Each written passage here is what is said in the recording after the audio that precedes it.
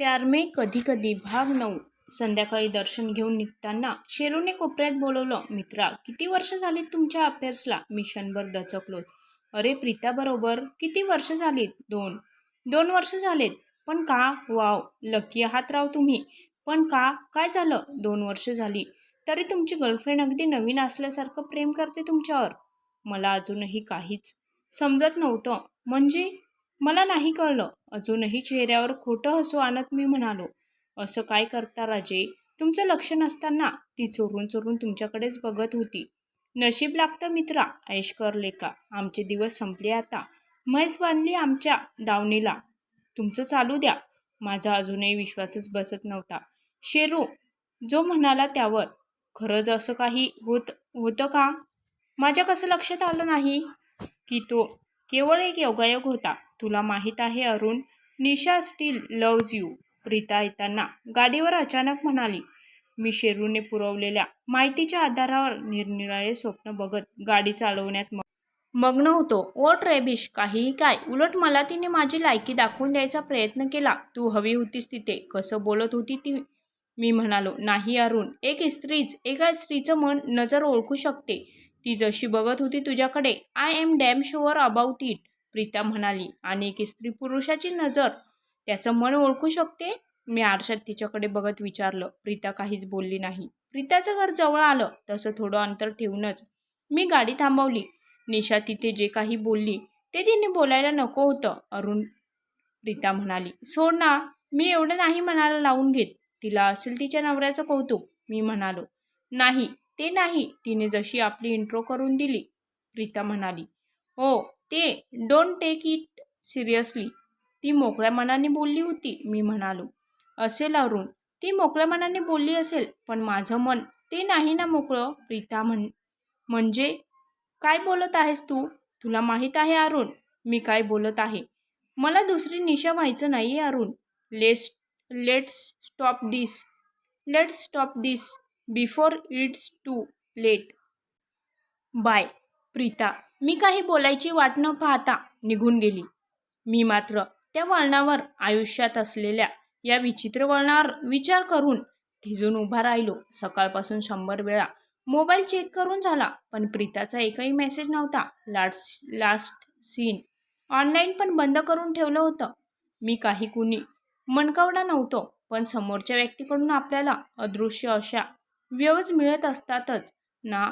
गाडीवर प्रीताने फिर मोहब्बतचे ऐकवलेले गाणे, घरी जाताना मला दुसरी निशा व्हायचं नाही असं प्रीता म्हणाली होती. त्याचा अर्थ काय असू शकत होता?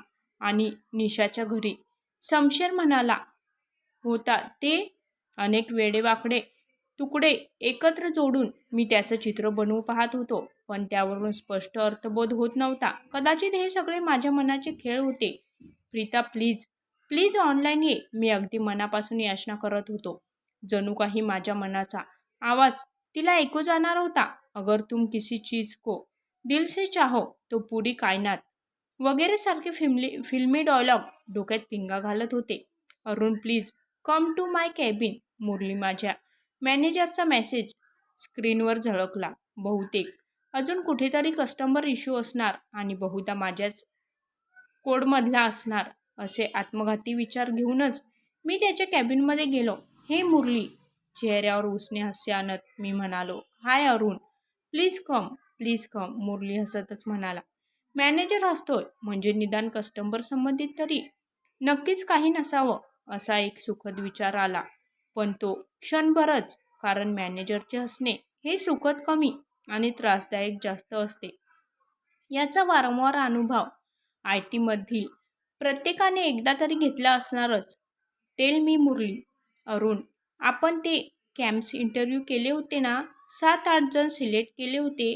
हो, ॲक्च्युली आपण डिसेंबरमध्ये त्याचं जॉईनिंग प्लॅन केलं होतं, पण तो प्रोजेक्ट साईन झालाय आणि लगेच काम सुरू करायचं आहे. डेट्स प्रीपोन झाल्या आहे. हो, गुड फॉर असं. आपल्याकडे पण थोडी बॅच स्ट्रेंथ आहे. निदान बिलिंग चालू होईल. Yes, you are right. So त्यांना ऑन बोल करायचं आहे. तुला बँगलोरला जावं लागेल. तुला आर्किटेक्चर चांगलं माहीत आहे आणि शिवाय टेक्नॉलॉजी नॉलेज पण. मी जाऊ, पण आपण नेहमी ट्रेनिजनना बोलवतो ना इकडे. हो, but you know we are low on budget. Travelling free केले सगळे. लकीली तुझं अप्रुव्हल मिळालं. पण Murali, I am already late. Don't worry, I will ask Vishal to take care of it. किती दिवस जायचं आहे? Just 3 days.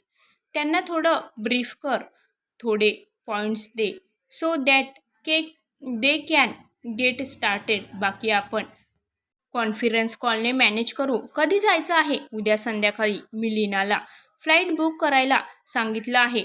तिकडचे ॲडमिन तुझं हॉटेल बुकिंग संध्याकाळपर्यंत मेल करेल. हो किंवा नाही म्हणण्याचा प्रश्नच नव्हता आणि दुसरा कुठला ऑप्शनही माझ्याकडे नव्हता. डेस्कवर आल्यानंतर मी परत व्हॉट्सअप चेक केलं. कदाचित 100 वेळा मी सगळे ग्रुप म्यूट करून टाकले होते. मला आता कुणाचेच मेसेजेस नको होते, फक्त एकीचा सोडला तर. पण तोही नव्हता. प्रीताला सांगावं का बँगलोरबद्दल? एक विचार आला. पण का? कशाला? कोण आहे ती माझी आणि मी तिचा? सकाळपासून एक पण मेसेज नाही. उगाच तिला नको असेल तर आपण कशाला तिच्यावर थोपायचं? पॅकिंगचं कारण सांगून ऑफिसमधून लवकरच घरी परतलो. सकाळी 7:30ची फ्लाईट होती. 6:30लाच लगेच चेक इन करून लाऊंजमध्ये जाऊन बसलो. बोर्डिंगला अजून 40 मिनिटे तरी होती. प्रीताचा काहीच मेसेज नव्हता. मला कसंही करून तिला सांगावंसं वाटलं होतं, मी बँगलोरला चाललो आहे. पण नको तेवढा इगो आड येत होता. शेवटी एक आयडिया केली. फेसबुकला check in at domestic airport करून टाकले. घड्याळाचे काटे मंद गतीने फिरत होते. सकाळची गर्दी बहुधा कॉर्पोरेटर्स वाल्यांचीच होती. जो तो आपला लॅपटॉप नाही तर स्मार्टफोनवर काहीतरी करण्यात मग्न होता. प्रचंड कंटाळवाण्या क्षणानंतर शेवटी बोर्डिंग सुरू झाले. मुंगीच्या गतीने रांगेतून पुढे सरकत शेवटी काउंटरला पोहोचलो. Good morning sir. काउंटरवरच्या पलीकडची मॅडम म्हणाली. Good morning sir. Window seat? No no, I mean doesn't matter.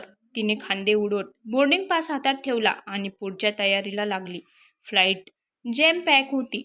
Flight अटेंडन्ट्स नेहमीच्या फ्लाईट सेफ्टी इन्स्ट्रक्शनच्या व्हिज्युअल आणि डेमोसाठी तयार होत होत्या. मी जागेवर जाऊन बसलो. 5-1 मिनिटांमध्ये नेहमीचेच बोरिंग डेमो सुरू झाले. Locations of safety exits, use of seat belt, oxygen mask, location and use of vest and life rafts. इतक्यात माझा मोबाईल फोन वाजला. प्रीताचा फोन. मी जवळजवळ जागेवरून उठत ओरडलोच. हाय अरुण. हे काय? Domestic airport? हो, ॲक्च्युली बँगलोरला चाललो आहे. कशाला? ऑफिसचे काम आहे. ओ, किती दिवस? 3 दिवस. 3 दिवस? प्रीता जवळजवळ ओरडतच म्हणाली. हो. का? म्हणजे तू काही बोलला नाहीस ना म्हणून म्हणते. सगळा निरर्थक संताप जागा झाला होता. कुणाला सांगू? निर्जीव व्हॉट्सअपला का सांगू? कोण तू माझी आणि मी तरी कोण?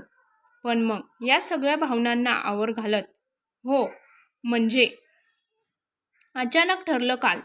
Sir please switch off your mobile phone. एक फ्लाईट अटेंडन्सने जवळ येऊन सूचना केली. एरवी डेमो संपले होते आणि I am your captain so and so speaking सुरू होते. बाहेरचे वातावरण, तापमान, किती वाजले, किती वाजता पोहोचणार वगैरे वगैरे. सॉरी, त्या दिवशी मी अशी अचानक निघून गेले. प्रीता बोलत होती. Sir please switch off. दुसरी लेडीज म्हणाली. फ्लाईट टेक ऑफसाठी साईडची धावपट्टी ओलांडून मुख्य धावपट्टीवर येत होती. शिट, प्रीताला आत्ताच फोन करायचा होता का? आणि हे पण अगदी वेळेवर. Take off. अरुण, काय झालं? काही बोलत का नाहीस? अगं फ्लाईट टेक ऑफ होते. फोन बंद करावा लागेल. हो ठीक आहे, मग दुपारी बोलू. दुपारी?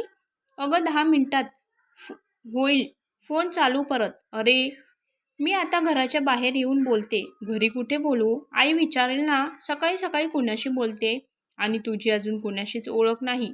कोण अरुण? काय करतो? वगैरे वगैरे प्रश्न चालू होतील.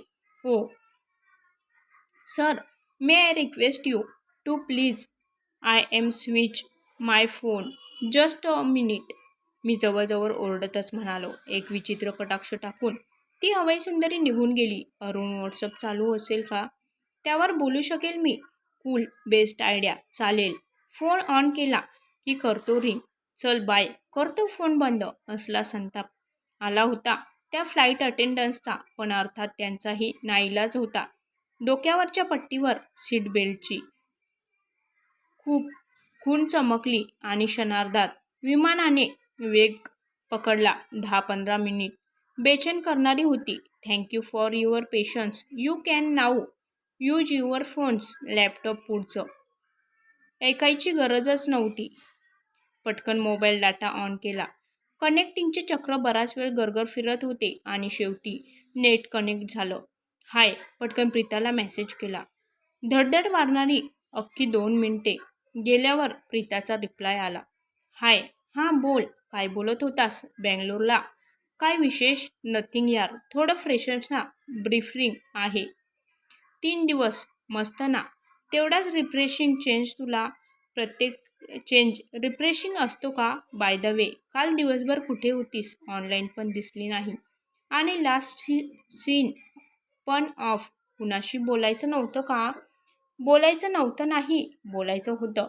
खूप सारे. स्वतःशीच. कशा संबंधित? सोड ना. तू सांग. How it the side outside the window. मस्त. जस्ट सनराईज होतोय. थांब तुला फोटो पाठवतो. मी पटकन धडपडत कॅमेरा ऑन केला. विंडो सीट नसल्याने शेजारील सभ्य गृहस्थाच्या प्रायव्हसीला फाटा देऊन मोबाईल खिडकीच्या काचेजवळ धरून फोटो काढला. तो माणूस वैतागून माझ्याकडे बघत होता. तेथे काउंटरला शहाणपणा करून विंडो सीट घेतली नाही आणि आता दुसऱ्यांना त्रास देऊन फोटो काढत होतो म्हणून फोटो अटॅच करणार. त्याआधीच प्रीताचा मेसेज आला. फोटो नको पाठवू. तू सांग ना. तुला सनराईज कसा दिसतो ते? बरं मला ना बरेचदा असं वाटतं की आपलं लाईफ जसं असतं ना तसं आपल्याला जग दिसतं. म्हणजे बघ ना, मगाशी टेक ऑफ करताना आकाशात सगळे पावसाळी काळे ढग दाटले होते. खूप डिप्रेसिंग हवा होती. पण आता सगळीकडे स्वच्छ सूर्यप्रकाश आहे. काळे ढग तर मागे पडले. तो मस्त गोल्डन सूर्य बघितला ना तर काय. निशाची एक फ्रेंड आहे. मी तिला पहिल्यांदा भेटलो होतो ना तेव्हा तिने कानामध्ये मस्त डायमंडच्या रिंग घातल्या होत्या. सूर्याच्या प्रकाशात इतक्या मस्त ग्लिटर व्हायच्या ना. मला त्याचीच आठवण झाली. ओ, कोण फ्रेंड रे?